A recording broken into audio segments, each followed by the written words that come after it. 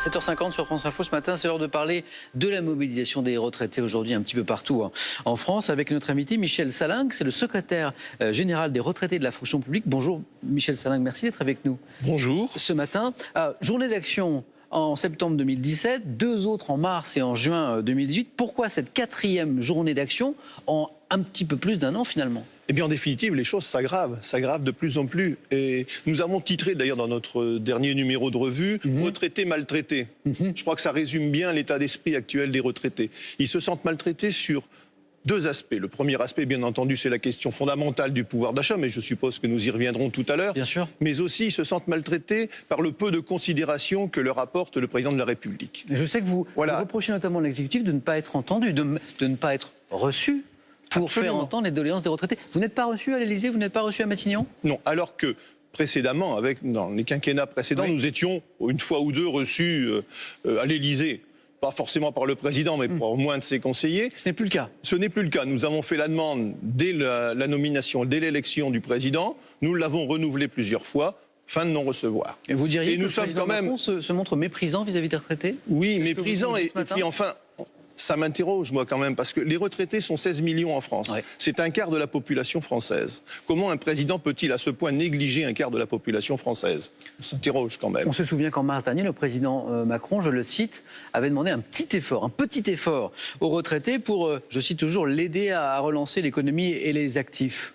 Ce petit effort. Oui, enfin bon, là, il a quand même une curieuse conception de la solidarité, ce président, parce que écoutez, c'est pas moi qui le dis, c'est l'Institut des politiques publiques qui a sorti une note hier ou avant-hier, je crois, disant que 90% des retraités allaient perdre du pouvoir d'achat. Et vous l'avez dit tout à l'heure dans votre revue, s'il y a effectivement des retraités qui ont des retraites confortables, il y a aussi beaucoup de retraités qui ont de toutes petites retraites. Et je crois que il y avait peut-être d'autres façons d'exercer la solidarité. Ce même Institut des politiques publiques nous disait que dans les 2 années à venir, c'est le 1% les plus riches qui vont voir leur pouvoir d'achat augmenter de 6%. Il me semble que là, il y avait peut-être à gratter un peu de solidarité. Plutôt que chez les retraités, dont la pension moyenne est de 1 360 € par mois. On ne peut pas appeler ça des privilégiés. Qu'est-ce qui a rogné le pouvoir d'achat des retraités ces derniers mois ? La hausse de la CSG qui n'a pas été compensée par une baisse des cotisations et pour cause les retraités n'en payent pas, bien sûr. Et également la désindexation des pensions sur l'inflation, c'est ça ? C'est cela, oui. Alors on a fait les comptes. Sur les 3 années 2018, 2019 et 2020, les retraités verront leur pouvoir d'achat baisser de 6%. Alors 1,7% de CSG, le fait que l'année 2018 est une année blanche, c'est-à-dire qu'il n'y aura pas de revalorisation de pension, avec une inflation moyenne de 1,3, ça fait déjà 3% pour 2018. Et 2019-2020, le gouvernement nous dit, c'est dans le projet de loi de financement de la sécurité sociale, que les pensions ne seront revalorisées que de 0,3%, alors que l'inflation serait, nous disent les experts, entre 1,6 et 1,7. Donc vous arrivez à ce chiffre total ? On arrive à ce chiffre de 6%. Alors, 6%, ça représente plus d'un demi-mois de pension. Alors, vous imaginez le collègue qui est à 1 300 € de pension, il va perdre chaque année 700 €. Voilà, un demi-mois de pension. Le gouvernement répond à cet argument. Vous oubliez la baisse de la taxe d'habitation qui concerne de nombreux retraités. Voilà. Oui, qui concerne aussi de nombreux actifs. Oui, aussi. Je veux dire, on est en train de mélanger les choux et les carottes. Ça n'a absolument rien à voir. Alors, l'exécutif a fait quelques gestes ces derniers mois, vous allez me dire ce que vous en pensez, en écartant la suppression des pensions de réversion, parce que certains en ont parlé, en écartant une réforme des droits de succession, et puis il y a eu l'exonération de la hausse de la CSG pour 200 000 retraités supplémentaires. C'est pas assez, ces gestes-là ? 200 000 retraités supplémentaires sur 7,5 millions concernés. Bon, voilà, on frise pas le ridicule, mais on n'est pas loin quand même. Tant mieux pour ces 200 000 collègues qui vont effectivement gagner un petit quelque chose, mais le compte n'y est pas.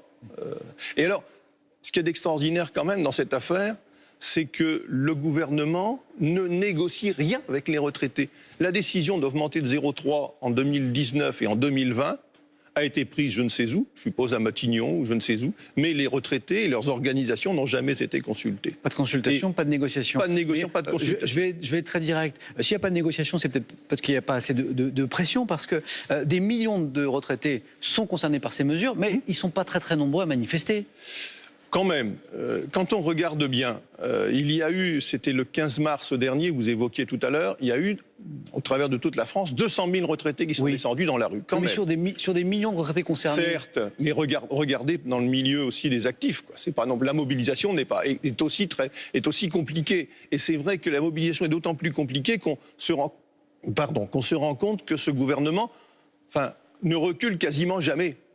On l'a vu avec les cheminots, par exemple. Il le revendique, il dit, le président Macron, il dit qu'il ira au bout des réformes. Hein. Oui, alors évidemment, il le revendique. Ça, à la fois, ça peut inciter à mobiliser, mais en même temps, ça freine un peu la mobilisation, car les acquis sont difficiles. Michel Sallain, il nous reste un petit peu de temps. Bientôt, bien sûr, la réforme des retraites. On sait qu'elle est en préparation. Le gouvernement échange avec les partenaires sociaux à ce propos. On se dirige a priori vers un régime unique, le même notamment pour les fonctionnaires et les salariés du privé. Quel est votre regard sur cette réforme ? Premièrement, la grande question qui se pose et qu'on évoque très peu, c'est quelle sera la valeur du point de sortie. Ouais. C'est-à-dire que le retraité, même à 6 mois de prendre sa retraite, sera incapable de savoir combien il va toucher, puisque la valeur du point va varier. C'est quand même assez extraordinaire. Et ça, c'est une inconnue. C'est une inconnue totale. On s'interroge aussi sur la pension de réversion.